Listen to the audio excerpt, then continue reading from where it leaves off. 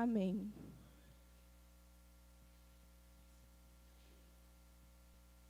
Graça e paz, queridos. Castelo forte é o nosso Deus.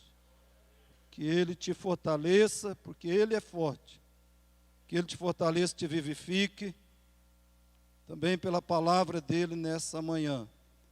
Abra a sua Bíblia, por favor, em Gênesis, capítulo 11. Gênesis 11, leremos os versos 4 a 9.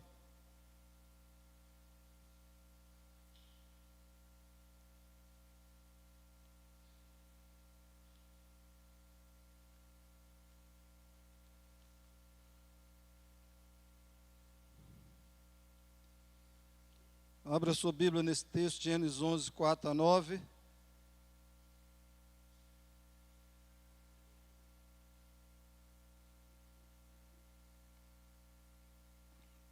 Feche os seus olhos em oração. Decida, durante a pregação, permanecer no seu lugar. Não deixe que alguma coisa distraia a sua atenção. Não se distraia também com nada.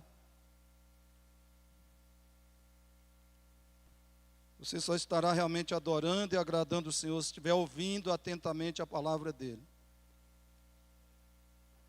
Não deixe nada te distrair, nem se distraia, nem volte a atenção para alguma outra coisa. Vamos orar ao Senhor. Nós te damos graças, ó Pai. O Senhor nos deu a semana de vida, de saúde, de bênçãos, de paz, de provisões, de livramentos. Agradecemos mais esse domingo. Obrigado a Deus por aqueles que obedeceram o teu chamado e vieram para te buscar e te adorar na tua casa, na congregação dos santos nessa manhã. Se alguém não veio a Deus por desinteresse, por descompromisso, por negligência, nós pedimos que o Senhor se compadeça e opere naqueles corações, vivificando, despertando, libertando de toda corrente, seja do diabo, do mundo ou da carne, Pai. E que o Senhor traga os teus filhos para a tua casa, faz que eles te obedeçam e venham te buscar e te adorar, porque aqui é o lugar de nós estarmos como corpo de Cristo, como igreja, como congregação do Senhor, é o lugar é estarmos aqui no domingo de manhã, no domingo à noite, na terça à noite, na quinta à noite, devemos estar aqui. Que o Senhor mova cada um a te obedecer, fazer a tua vontade e te agradar. Não deixe que cada um siga o seu próprio coração, a sua própria disposição, talvez ausente, distante das tuas intenções. E fala conosco aqui agora, Senhor, em nome de Jesus, que o teu Espírito nos ensine, o teu Espírito nos vivifique pela tua palavra, e que nós aguardemos no coração e sejamos dela praticantes, que a tua palavra molde nossas ações, nossas atitudes, nossas reações, nossos relacionamentos, que a tua palavra molde a nossa vida, Senhor. Capacita e guia o teu servo, queima espíritos malignos, neutraliza obras da nossa carne e glorifica o teu nome em nós e aumenta o teu reino. Em nome de Jesus, oramos e agradecemos, Pai. Amém.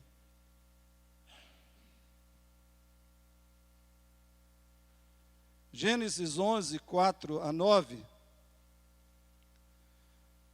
Diz a palavra de Deus, disseram, vinde, edifiquemos para nós uma cidade, e uma torre cujo tope chegue até os céus, e tornemos célebre o nosso nome, para que não sejamos espalhados por toda a terra. Então desceu o Senhor para ver a cidade e a torre, que os filhos dos homens edificaram.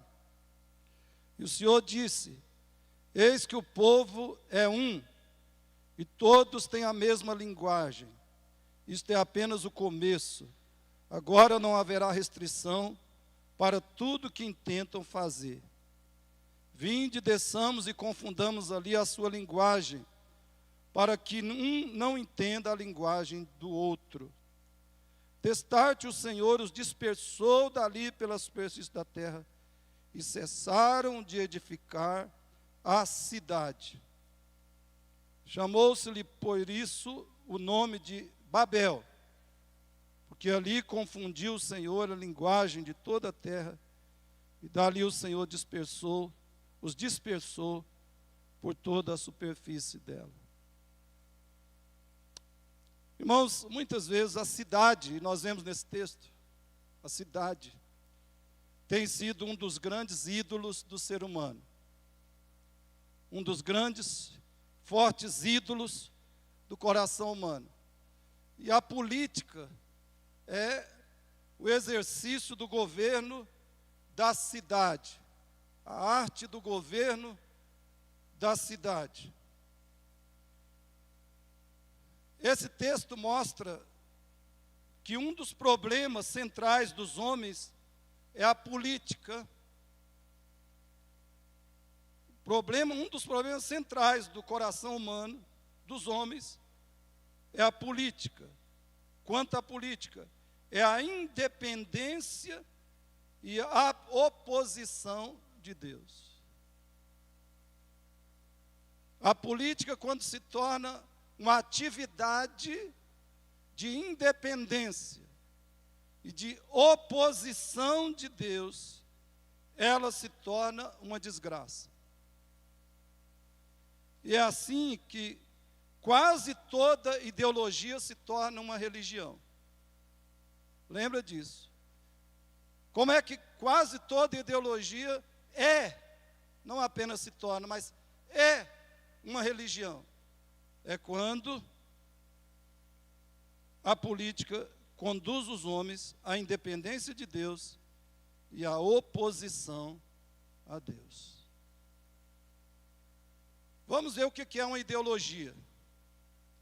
3 perguntas iniciais para alguns esclarecimentos que vão nos ajudar muito. O que é uma ideologia? É um conjunto de ideias mais ou menos coerente que fornece a base para a ação política organizada. Ou é um conjunto de ideias que envolvem questões, objetivos e métodos de natureza política. Se existe uma palavra para a qual a literatura não tem uma definição, é ideologia. A literatura não sabe definir ideologia. Mesmo os grandes, os cientistas políticos, os filósofos, não sabem definir ideologia. Mas essas 2 definições são para nos dar uma ajuda. Talvez nos dê um norte, uma direção. Nós sabemos que ideologia é feita de ideias, né? Ideologia vem da palavra ideia, e ela é um conjunto de ideias, e ela tem sempre relação com a política. Não é próprio chamar algo de ideologia se não tiver uma relação direta com a política. Então lembra disso, é um conjunto de ideias mais ou menos coerente que fornece a base para a ação política organizada. Ou é um conjunto de ideias que envolvem questões, objetivos e métodos de natureza política. E quais são as principais ideologias? São o socialismo. Então, as principais ideologias existentes hoje: socialismo, liberalismo, libertarianismo, conservadorismo, nacionalismo, anarquismo, fascismo, feminismo, progressismo, ecologismo, multiculturalismo. Talvez eu fale aqui apenas de umas 5 delas nesse ano, se eu ver que é oportuno. Então, você vai ver que, depois, se você pesquisar, você vai ver que o socialismo é central na ala esquerdista da política, o socialismo é central, e você vai ver que o progressismo, o fascismo é um irmão gêmeo do socialismo, e o progressismo e o feminismo são desenvolvimentos do socialismo, e assim por diante. E o libertarianismo é um desenvolvimento do liberalismo, etc. Que objetivos as ideologias têm? Essa é outra pergunta importante. Que objetivos as ideologias têm? Elas giram em torno, os objetivos giram em torno dessas palavras aí: liberdade, justiça, prosperidade, igualdade, felicidade, direitos humanos, poder e utopia. Então, toda ideologia visa liberdade. Porém, tem um tipo específico que valoriza muito mais, prioriza a igualdade em lugar da liberdade. Então, tem ideologia que a liberdade é mais fundamental, é mais central, é a maior prioridade, e outra que a igualdade é o mais importante. Mas todas elas, de modo geral, cada uma busca o que entende como justiça, o que entende como prosperidade, felicidade. E, claro, todas elas buscam poder, inevitavelmente. Tem uma ânsia de poder e até utopia, como nós vamos ver. Veja um texto de David Koyzis. David Koyzis escreveu o livro Visões e Ilusões Políticas, uma análise crítica cristã das ideologias. E ele diz na página 224, escute aí: mais recentemente, alguns cristãos da Europa Ocidental, da América do Norte e da América Latina, adotaram para si o rótulo de socialistas cristãos, defendendo que o mandamento bíblico de cuidar dos pobres e dos oprimidos exige a implementação de um programa socialista. Nada mais infundado biblicamente.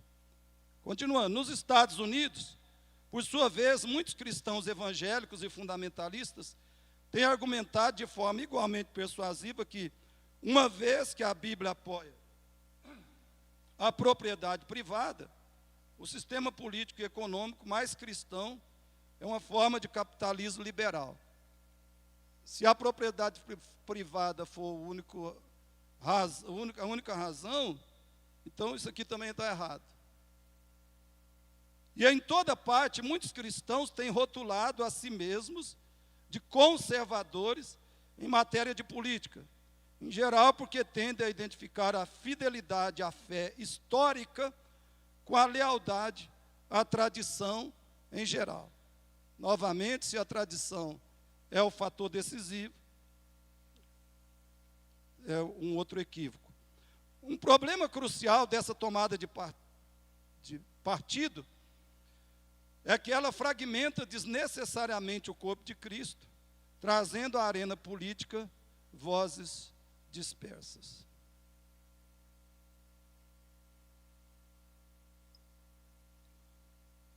O que o Koyzis está dizendo? Primeiro, ele está dizendo que no mundo ocidental, os cristãos, majoritariamente, têm aderido a 3 ideologias políticas: o socialismo, o liberalismo e o conservadorismo. E segundo, ele diz que cada grupo de cristãos, desses cristãos, os socialistas, os liberais e os conservadores, afirma ter base bíblica para o seu posicionamento.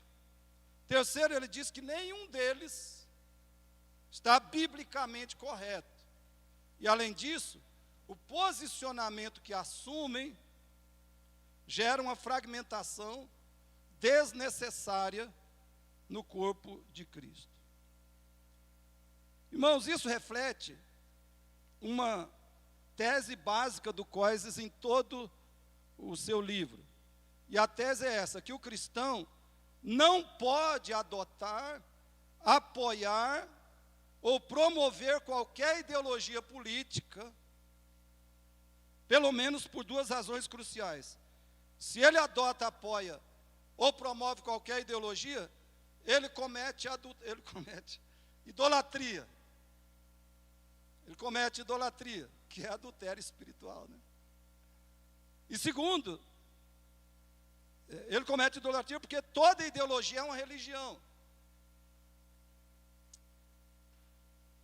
E, num certo sentido, dependendo do seu relacionamento com a ideologia, é que ela é, de fato, uma religião, né?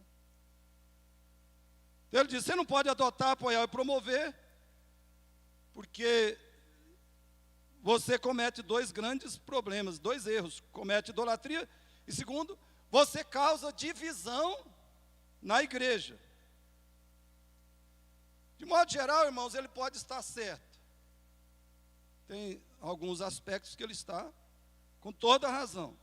Porém, há três verdades que ele não diz. Escute aí. Primeiro, a igreja verdadeira hoje, no mundo, a igreja verdadeira não tem uma teologia ideal e unificada sobre política. E não parece que vamos alcançar isso em curto prazo. Provavelmente a igreja verdadeira jamais terá uma teologia ideal, bíblica, unificada sobre política. Esse é o primeiro problema grave que nós enfrentamos nesse tema, que é tão fundamental para a vida humana e para a sociedade e para a igreja. A igreja não tem um norte político, bíblico, um norte político, bíblico, teológico, verdadeiro, né? E por quê?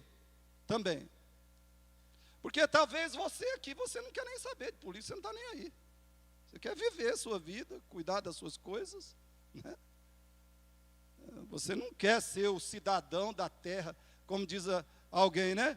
Que o cristão, se é cidadão do céu, tem que ser o melhor cidadão da terra. Então ele teria que ser uma pessoa muito bem esclarecida, né? E formada e qualificada politicamente. Mas os crentes não querem saber disso, é uma tragédia. Segundo, outra coisa que o Coises não diz, é que diante do terrível cenário político atual, ele não está dizendo isso, né? Que diante do terrível cenário político atual, e para efeitos imediatos e práticos, nós precisamos adotar a proposta política que seja mais próxima da Bíblia. Irmãos, é isso que eu quero enfatizar aqui. Nós não temos uma teologia ideal, unificada da política. Dificilmente teremos. Então, qual é a opção que eu e você, como cristãos, temos? O nosso cenário em relação a essa questão é extremamente desafiador. É um cenário hostil, terrível. Então, para efeitos práticos imediatos, o que é que nós precisamos fazer? Nós precisamos adotar a proposta política que seja mais próxima da Bíblia, mais próxima das Escrituras e do cristianismo bíblico. Como é que nós poderemos melhor praticar, melhor exercitar o cristianismo bíblico politicamente? É isso que tem que ser o nosso alvo, de imediato, pelo menos. Essa é uma questão de responsabilidade e de sobrevivência. E é uma questão de chamado, né? Porque Jesus diz, vós sois a luz do mundo. Vós sois o sal da terra. Luz, sal tem que salgar, a luz não pode ficar escondida. Também na questão da política. Em todos os assuntos. Então, em terceiro lugar, nós podemos fazer isso, ter a posição política mais próxima da Bíblia, sem necessariamente sermos idólatras ou divisionistas. Basta nos dispormos a estudar cada ideologia à luz da Bíblia e da verdadeira teologia. Podemos ter uma posição política mais próxima da Bíblia, sem sermos idólatras, sem causar divisão na igreja, ou sem sermos causadores de divisão. A idolatria, escute bem, a idolatria e a divisão da igreja nas questões políticas não vem basicamente da distorção inerente à ideologia.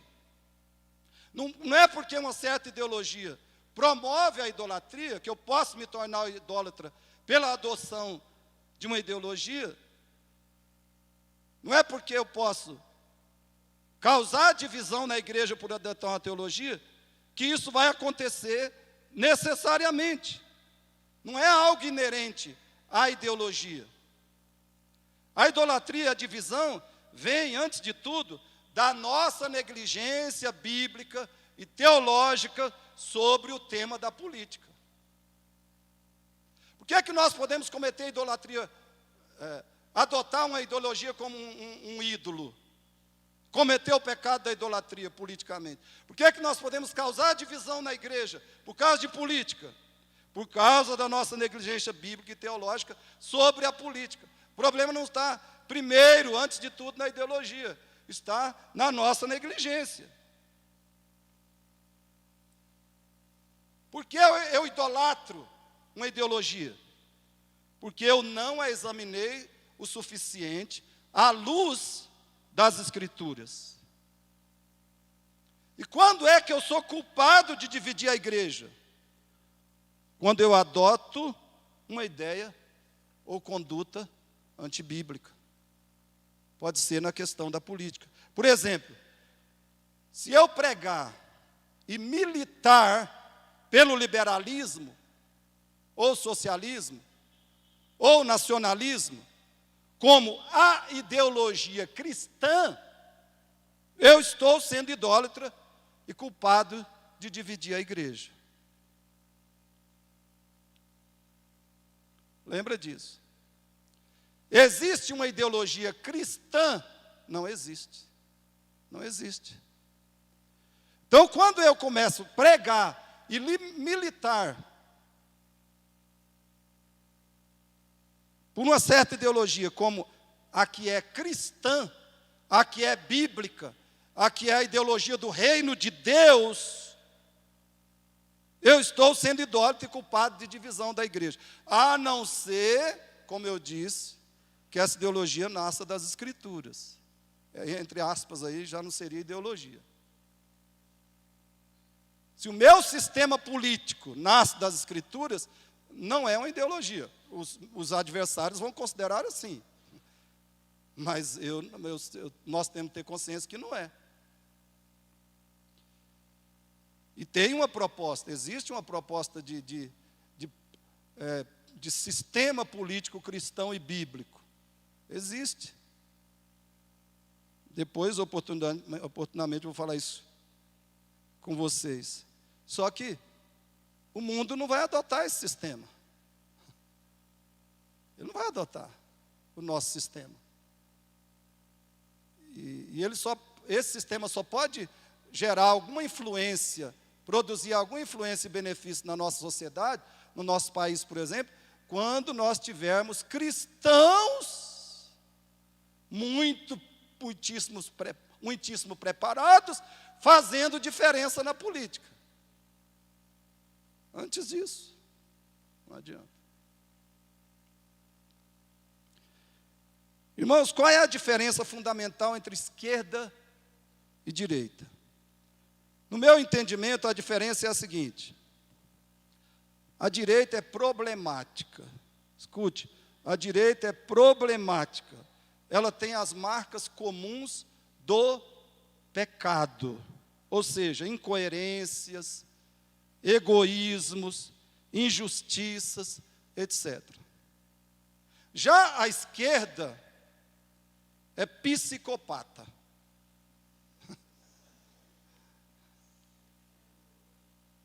Como eu já disse uma vez, a direita é pecaminosa,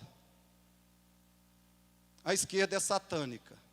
A diferença é grande. A esquerda é psicopata, ou seja, ela é caracterizada pela irracionalidade, a insanidade, a brutalidade e o fanatismo. Para ficar só em algumas palavras principais. A alma da esquerda é o marxismo. Lembra disso? A alma da esquerda é o marxismo. Para você ter ideia,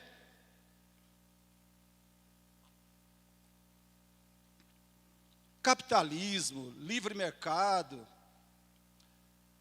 liberdade econômica, as raízes do liberalismo econômico, embora ele como ideologia seja antropocêntrico, humanista, idólatra, seja uma religião, as raízes do liberalismo econômico estão na Bíblia. Estão na Grécia antiga. O capitalismo está na Bíblia. Claro que a gente não pode ficar dizendo que o capitalismo é bíblico, sem né, certos critérios, né? Mas o capitalismo é encontrado na Bíblia. O liberalismo é encontrado na Bíblia, na Grécia Antiga, na história da humanidade. Sabe quando foi que surgiu o marxismo? Que é a alma do socialismo? Final do século XIX, início do século XX. Surgiu o marxismo. E qual é a expressão principal do marxismo? Hoje, a expressão mais conhecida no mundo. Ela é conhecida como socialismo. Então lembra disso. A alma da esquerda é o marxismo. E a expressão mais conhecida no mundo do marxismo é o socialismo. E nós veremos agora algumas das dezenas de razões que o comunismo e o socialismo não deve ser uma opção política para o cristão bíblico. Eu vou adiantar. Você pode adotar algumas propostas do liberalismo? Pode. Você pode adotar algumas propostas do nacionalismo? Pode. Você pode adotar como cristão bíblico, sem deixar de ser bíblico, sem ser idólatra. Você pode adotar algumas propostas do conservadorismo? Pode. Mas você não pode adotar praticamente nenhuma proposta do socialismo. Nenhuma. Então, algumas razões que o comunismo socialista não deve ser uma opção política para um cristão bíblico. E eu não vou nem falar aqui de Deus, religião e igreja, tá? Nem vou tocar nisso. Deus, religião e igreja. Vou falar só de alguns outros aspectos. O primeiro se chama fracasso histórico. O socialismo tem sido um fracasso histórico. Desde que ele surgiu, é aquele negócio, né? Nasceu morto. Mas ninguém enxerga isso. Ou pelo menos os esquerdistas. Eis uma pergunta, irmãos, que emudece e deveria emudecer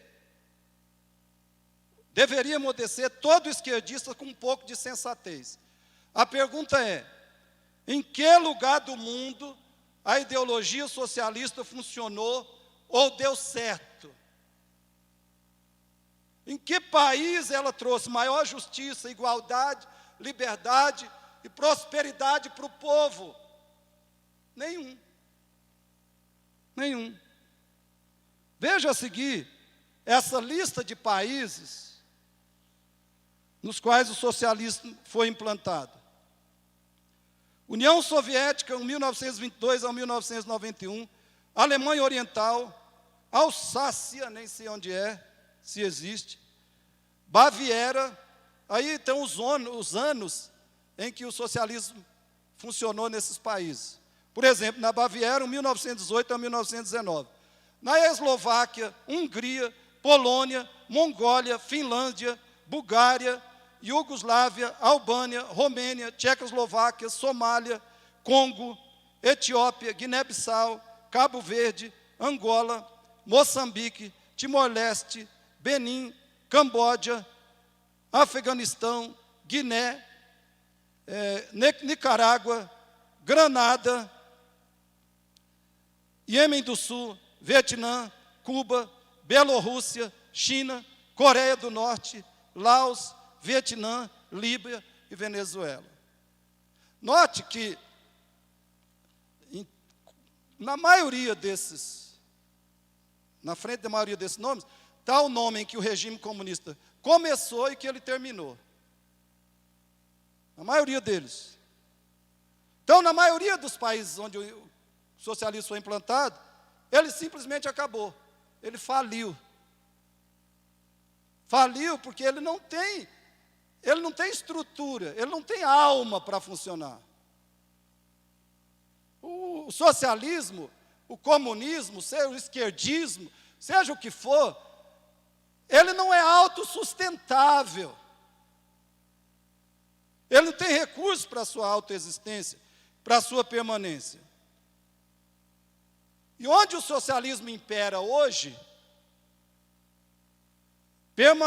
onde ele permanece, impera a sufocação da liberdade, a opressão do partido único e a falência econômica do povo ou nação.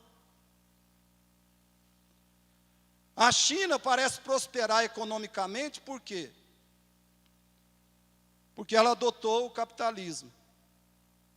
Embora ela continue esmagando o povo, porque o Partido Único Socialista Comunista é que domina a China. Mas continua esmagando o povo. Agora, você acha que, apesar dos chineses viverem explorados, escravizados, né? Mesmo que eles fossem milionários, dinheiro não vale mais, prosperidade material não é melhor do que liberdade. E na China não tem liberdade. Nenhuma. O exemplo mais recente é a Argentina. Procura aí. Vê o que está acontecendo na Argentina agora. É um governo que se diz democrático, mas socialista. E a Argentina está desabando. Nessa semana eu soube que está faltando café e até papel higiênico. Por outro lado, um filósofo, Dennis Rosenfield, escreveu em 2012, a história, em vez de levar à construção do socialismo, promoveu a revitalização do capitalismo. Hoje, salvo para os nostálgicos da esquerda, o comunismo não passa de um tópico de museu, por vez de um museu de horrores, como contam algumas biografias recentes de Stalin e Mao Tse-tung. Mao Tse. O capitalismo, por sua vez, viveu forte revitalização depois da queda do Muro de Berlim e não sucumbiu até hoje a nenhuma das crises que o atingiram. Apesar das proclamações dos apocalípticos e dos ingênuos, as crises esporádicas, ao contrário, servem como verdadeiros estímulos ao seu fortalecimento. Esse verso aí, irmãos, de Jeremias, aplica muito bem aos ideólogos e líderes do socialismo. Jeremias 22:13 diz o quê? Ai daquele que edifica a sua casa com injustiça e os seus aposentos sem direito, que se vale do serviço do seu próximo, sem paga e não lhe dá o salário. É assim que faz, isso, por exemplo, que faz o Partido Comunista Chinês. Segundo problema grave do socialismo, utopia. Utopia. Irmãos, os cristãos sabem que o mundo perfeito só pode e será realizado com a segunda vinda de Cristo, a vinda futura do reino de Deus, a criação do novo céu e nova terra, e a glorificação da igreja na condição de nova e eterna humanidade de Deus. Contudo, na tradição marxista, o entendimento é que o próprio ser humano, por via de processos e instrumentos políticos e econômicos, é capaz de construir a sociedade humana perfeita, cujas características gerais seriam a prosperidade e a igualdade absolutas. E diz o comunismo, o Marx e os seus seguidores, que a total justiça e igualdade chegaria em 3 estágios no mundo. Total justiça e igualdade entre os homens chegaria em 3 estágios. Primeiro, a revolução e ditadura do proletariado, que são os operários. Ou seja, os operários dominando a política, os operários no domínio da política, das empresas, de toda a riqueza do país, do governo, do Estado, os operários dominando tudo. Então esse seria o primeiro estágio para se chegar à utopia, ao mundo perfeito. A revolução e a ditadura do proletariado. Segundo, a imposição do socialismo. Depois que fosse implantado a ditadura dos operários, aí vamos começar o socialismo. Repartir tudo, né? Repartir tudo igualitariamente, sem diferenças, principalmente socioeconômicas. A implantação do socialismo. Terceiro, seria então a construção do comunismo, que aí seria um avanço ao estágio socialista. O comunismo seria, todo mundo teria, não só igualdade econômica, social, mas todo mundo teria uma vida de maior felicidade. A felicidade seria distribuída igualmente entre todos. A justiça, a paz, a harmonia. Escute aí, em um livro chamado A Ideologia Alemã, Marx escreveu assim, olha como Marx descreveu essa fase final do socialismo, que seria o comunismo. Ele diz: na sociedade comunista, onde cada indivíduo pode aperfeiçoar-se no campo que lhe aprouver, não tendo por isso uma esfera de atividade exclusiva.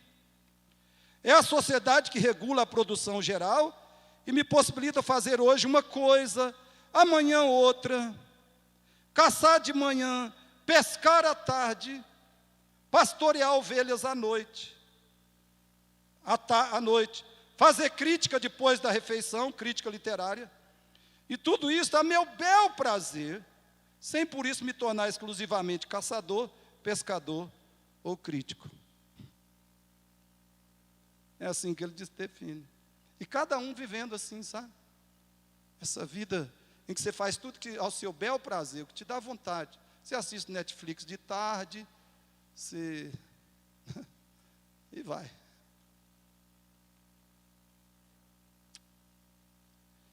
O maior problema é que essa pretensão de autorredenção é a própria essência da revolta humana contra Deus. Isso é a própria essência da revolta humana contra Deus. É como disse Marcelo Consentino, os esquerdistas quiseram fazer às vezes de Deus e transformar o mundo num paraíso, acabando por precipitá-lo num inferno. É o que nós vamos ver daqui a pouco. Olha esse texto, irmãos. Quem é que vai criar um mundo perfeito? Quem é que vai realizar a utopia do coração humano? Olha esse texto, Isaías 65, 17, 18. Pois eis que eu crio, Deus está falando, Deus, crio novos céus e nova terra. E não haverá lembrança das coisas passadas, jamais haverá memória delas. Mas vós folgareis e exultareis perpetuamente no que eu crio, porque eis que crio para Jerusalém alegria e para o seu povo regozijo. Mundo perfeito é prerrogativa de Deus, porque só Ele pode. Só Ele pode. Aí você vê como que aqui está um aspecto que mostra o quanto o socialismo é religião e idolatria. A natureza religiosa e idólatra do socialismo se revela principalmente nisso aqui. Terceiro, a moralidade. Note que não é imoralidade. É a moralidade. Ela significa o estado ou qualidade de uma pessoa sem obrigações morais ou princípios éticos. Só que no caso dos comunistas, dos esquerdistas, muitos deles, não todos, obviamente, a amoralidade é muito pior. Porque a moralidade é uma pessoa que não sabe o que é correto, o que é certo, o que é bem e o que é mal, o que é certo e errado. Esse é o amoral, ele não sabe. Por isso ele não age conforme os princípios da moral ou da moralidade, porque ele não sabe. Só que o esquerdista, ele é, muitos deles, a maioria eu diria, eles são amorais conscientemente e intencionalmente. Eles não querem saber do que é certo, do que é errado, do que é bem, do que é mal, do que é justo e verdadeiro. Para eles não existe, isso não existe e não pode existir. Porque o certo e errado, ou bem e mal, é o que eles determinam. É o que eles querem que seja. Então, começando por Marx, muitos teóricos socialistas defendem o vale-tudo comportamental. Pela causa revolucionária, vale mentir, roubar, falsificar dados, manipular fatos e pessoas, descartar companheiros, sequestrar e matar. O último exemplo talvez seja o do Celso Daniel. Está aí para você verificar. A mentalidade esquerdista é que, pelo bem maior, a revolução e a instalação da utopia igualitária, nenhum ato humano é mau ou imoral em si mesmo. A revolução para eles é tudo, é outro Deus, né? É outro aspecto da religião e da idolatria comunista. A revolução para eles é tudo. Veja Isaías 5:20. O que diz a Bíblia? Ai dos que ao mal chamam bem e ao bem mal, que fazem da escuridade luz e da luz escuridade. Põe o amargo por doce e o doce por amargo. Outro aspecto é ódio. Você vê a esquerda falando de ódio, né? Atribuindo ódio aos outros, taxando os outros de praticar ódio. Só que é aquele negócio, né? Chame eles do que você é. Isso eles são especialistas em chamar você do que eles são.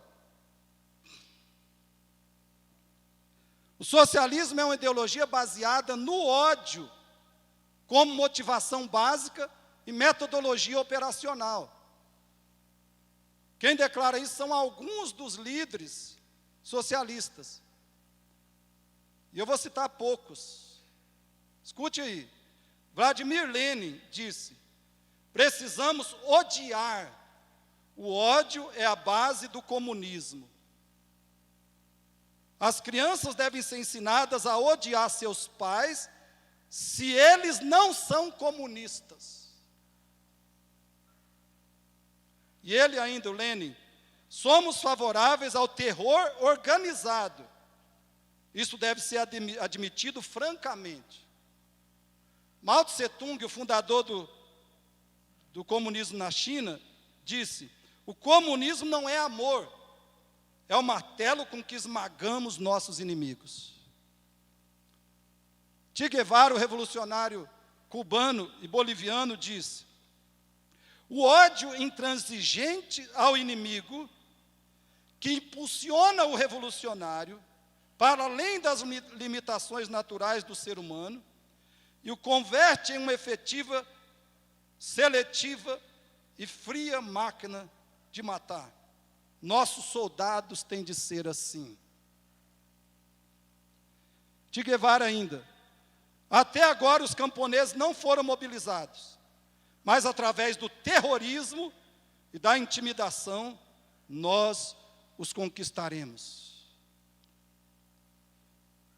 Frederico Engels: aos slogans sentimentalistas da fraternidade, opomos aquele ódio aos russos, que é a principal paixão revolucionária dos alemães. Só conseguimos garantir a revolução mediante a mais firme campanha de terror contra os povos eslavos. Karl Marx: a principal missão dos outros povos, exceto os alemães, os húngaros e os poloneses, é perecer no holocausto revolucionário. Esse lixo étnico, olha bem como é que ele chama os povos: lixo étnico, continuará sendo, até o seu completo extermínio ou desnacionalização, o mais fanático portador da contra-revolução. Queridos, entre os teóricos e governantes marxistas estão alguns dos piores seres humanos da história. Por quê? A ideologia desperta, instiga o pior do ser humano. Veja Isaías 3:11.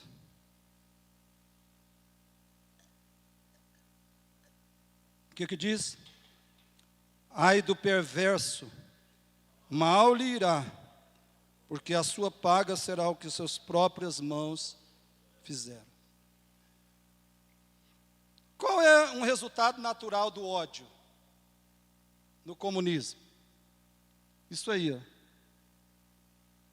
Quinto lugar, genocídio. Irmãos, essa palavra é até leve para descrever isso aqui. Muito leve. Tinha que ter uma palavra maior. Terror, não sei.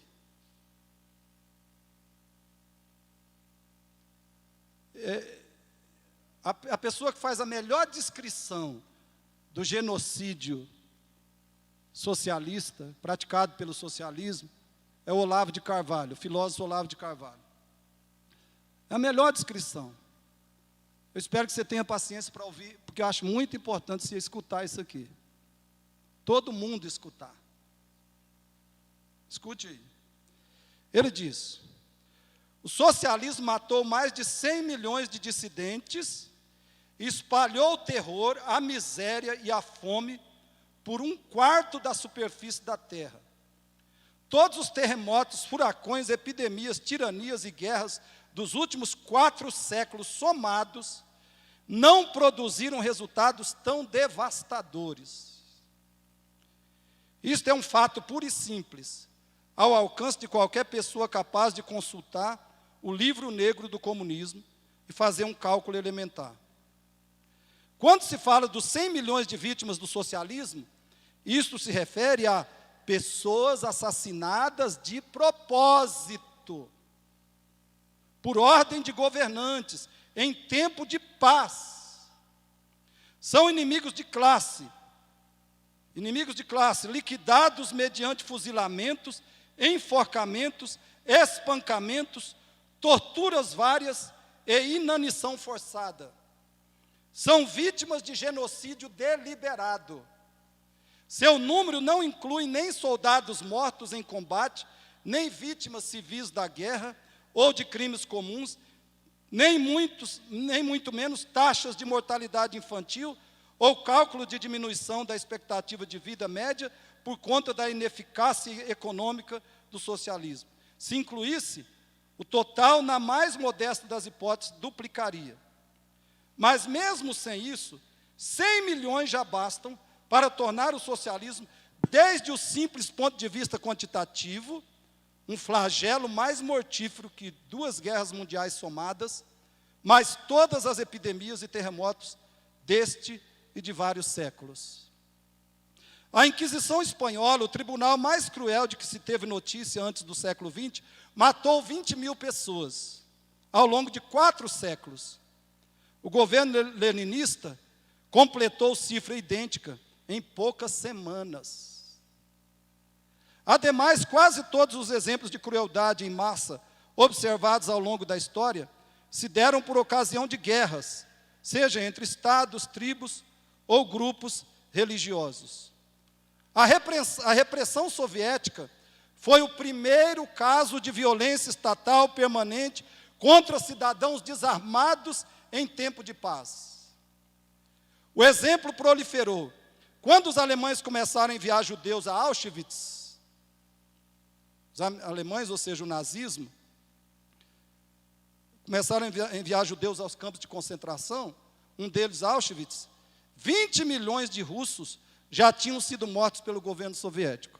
Olha bem, dizem que o nazismo matou 6 milhões de judeus. Só que, quando o nazismo começou a matar, 20 milhões de russos já tinham sido mortos pelo governo comunista da União Soviética. Mesmo ao término da sua obra macabra, em 1945, o nazismo, com toda a máquina genocida montada para esse fim, não tinha conseguido igualar a produtividade da indústria soviética da morte. Sob qualquer aspecto que se examine, o socialismo não é de maneira alguma ideia decente, que se possa discutir tranquilamente como alternativa viável para um país, ou que se possa, sem crime de pedofilia intelectual, incutir em crianças nas escolas. É uma doutrina hedionda, macabra, nem um pouco melhor que a ideologia nazista, e que, para cúmulo de cinismo, ainda ousa, os adeptos dessa ideologia, ainda ousam falar grosso, em nome da moral, quando condenam os excessos e violências incomparavelmente menores que seus adversários cometeram no afã de deter sua marcha homicida de devoradora de povos e continentes. Acreditar nessa gente, ainda que por breves instantes, é desmantelar o próprio cérebro, é destruir em nossas almas a capacidade para as distinções mais elementares e autoevidentes. À luz, irmãos, dessa história horripilante, eu pergunto, por que o nazismo é crime e o comunismo não é? Hoje o nazismo é crime, que eu saiba, pelo menos no Brasil.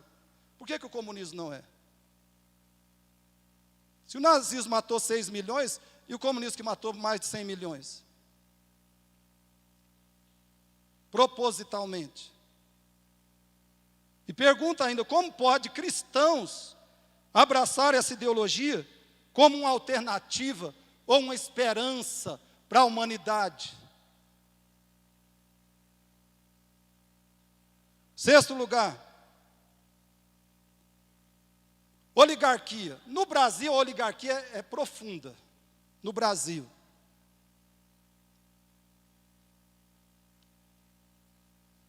O que é oligarquia? É uma concentração de poder político e econômico. Só que o socialismo supera a oligarquia várias vezes, a qualquer país. Um ideal socialista, escute bem, um ideal socialista é que o poder político diminua ou elimine as diferenças de poder econômico entre os cidadãos. Ou seja, todo mundo tem o mesmo dinheiro, a mesma quantidade de dinheiro, mesmo poder de compra. Essa é a proposta socialista. A questão é, quem poderia fazer isso? Eliminar as diferenças econômicas entre os cidadãos. Quem poderia fazer isso? Teria que ser alguém que concentrasse um poder maior do que todos os pobres e todos os ricos. Para isso, o nivelador do poder econômico teria de ter um poder político superior. Mas como o poder político garantiria a sua sustentação financeira? Tomando o dinheiro dos ricos, ou seja, controlando o poder econômico. Mas qual tem sido, no socialismo, o resultado disso? Quando o poder político toma o poder econômico nas suas mãos. Qual tem sido o resultado? No socialismo, o governo deve controlar a riqueza do país. Então, o governo controla a riqueza do país. Qual é o resultado final? Os governantes serão a única classe rica ou a mais rica do país. E é simplesmente isso que tem ocorrido. O Partido Comunista, vai lá. O Partido Comunista é milionário, bilionário, e eles vivem no maior luxo. E o povo chinês? Na escravidão, na necessidade, na opressão. Então acontece assim, a forma mais inversa do que seria o socialismo. Irmãos, o que o socialismo promete, ele faz o absoluto contrário. Porque tem que ter alguém que tenha o poder para impor a igualdade. E quem vai impor a igualdade, vai dominar toda a riqueza do país. E vai usufruir dela sozinho. Portanto, escute bem, a experiência socialista, quando não se congela na oligarquia burocrática, dissolve-se em capitalismo selvagem. O aparecimento de uma elite burocrática dotada de poder político tirânico e riqueza nababesca não é um acidente de percurso, mas é a consequência lógica e inevitável do princípio mesmo da ideia socialista. Leia comigo esse texto. Abacuque 2, 9, 10 e 12. O que diz? Ai daquele que ajunta em sua casa bens mal adquiridos, para pôr em lugar alto o seu ninho, a fim de livrar-se das garras do mal. Vergonha maquinaste para a tua casa, destruindo tu a muitos povos, pecaste contra a tua alma. Ai daquele que edifica a cidade com sangue e a fundamenta com iniquidade. Mais alguns pontos rapidinho.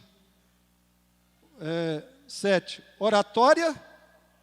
Essa é uma marca registrada da esquerda. Oratória falaciosa e manipuladora. O que é falácia? Falácia é a manipulação da linguagem para comunicar ideias desprovidas de lógica e de realidade. Falácia é o discurso que esconde o fingimento e o engano.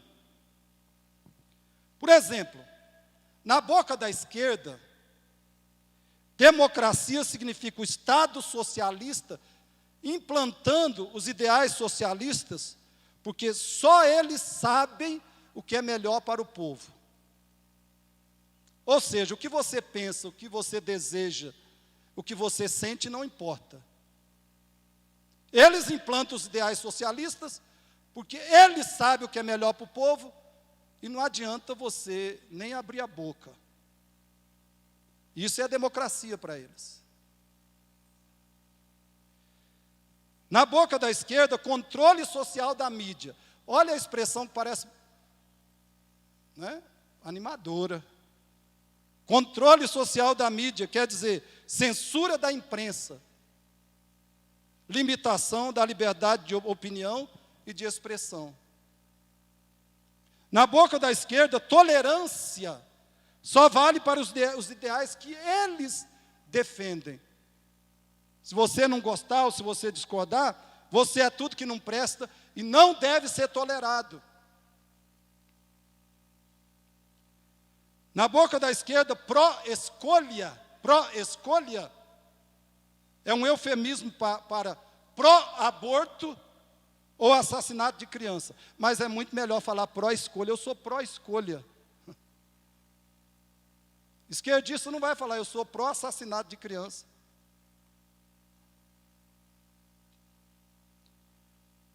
De onde é que vem isso aí, irmãos? 1 Reis 22, 22. O que diz? Respondeu ele: sairei e serei espírito mentiroso na boca de todos os seus profetas. Disse o Senhor: tu enganarás e ainda prevalecerás. Sai e faze-o assim. De onde é que vem a falácia? A linguagem manipuladora. Sétimo, idolatria do Estado. O que Benito Mussolini disse? O fascista? O que ele disse? Leia comigo. Tudo no Estado, nada contra o Estado e nada fora do Estado. Esse continua sendo o perfeito ideal esquerdista a respeito do Estado. É o que eles pensam. Irmãos, na ideologia marxista, socialista, o Estado é a verdade. No cristianismo nós sabemos que Cristo é a verdade. A Bíblia é a verdade. Mas no socialismo o Estado é a verdade. O Estado é a justiça. O Estado é a liberdade. O Estado é a moralidade. Na ideologia marxista, o Estado é o bem. O Estado é o Salvador. O Estado é Deus. E essa é a raiz da seguinte declaração do Lula. Você deve ter ouvido, visto. O que o Lula disse? Ainda bem que a natureza, contra a vontade da humanidade, criou esse monstro chamado coronavírus, porque esse monstro está permitindo que os cegos enxerguem e que os cegos comecem a enxergar que apenas o Estado é capaz de dar solução a determinadas crises. Essa crise do coronavírus, somente o Estado pode resolver. Mentira. Que mentira. Quem resolveu a pandemia foi a providência de Deus e a vacina. A providência de Deus através da vacina. O Estado brasileiro, dependesse do Estado brasileiro, ele nem pôde fazer quase nada. Pelo menos o governo federal.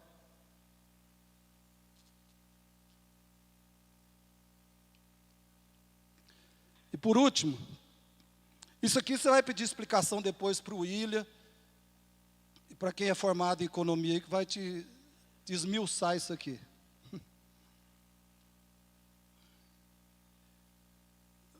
Nós vimos que, no começo, que o socialismo é um fracasso histórico. Por quê? Outra razão é a inviabilidade econômica do socialismo. Ele é inviável economicamente. É um sistema de economia, centrado na economia, mas que promete milagres econômicos, mas em si mesmo ele é inviável, ele não funciona. O economista Dave Gordon vai explicar para nós, depois você estuda que você vai entender o que ele está querendo dizer. Olha o que ele diz, irmãos. Sem uma economia monetária, ou seja, sem uma economia em que os cálculos de lucros e prejuízos são possibilitados pelo dinheiro, é impossível haver uma ampla divisão do trabalho. E sem um livre mercado para todos os bens, mais especificamente para bens de capital, é impossível haver um planejamento econômico racional. A propriedade comunal dos meios de produção, por exemplo, das fábricas, impede a existência de mercados para bens de capital, por exemplo, máquinas. Se não há propriedade privada sobre os meios de produção, não há um genuíno mercado entre eles. Se não há um mercado entre eles, é impossível haver a formação de preços legítimos.